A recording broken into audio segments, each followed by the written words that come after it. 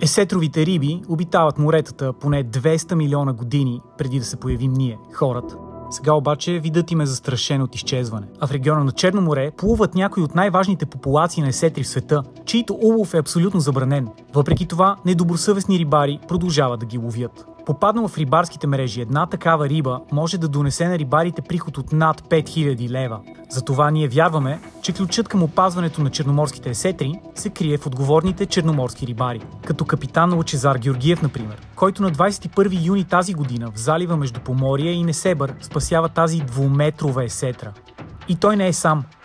С него са още Стелян Николов, Красимир Иванов, Людмил Кеседжиев, Иван Иванов, Емил Милев и екипажите им. Само в рамките на 2 месеца тази година те освободиха над 80 уловени в мрежите им есетри и ни предоставиха безценни данни за местообитанията, поведението, размерите и теглото на уловените риби. И тъй като отговорните рибари не получават подкрепа от институциите в тази си кауза, ще им помогнем ние. През следващата една година ще направим усилията им видими. Ще показваме лицата им и ще споделяме историите им. И в края на периода, Деня на Черно море през 2024 ще връчим на един от тях титлата Спасител на есетрите.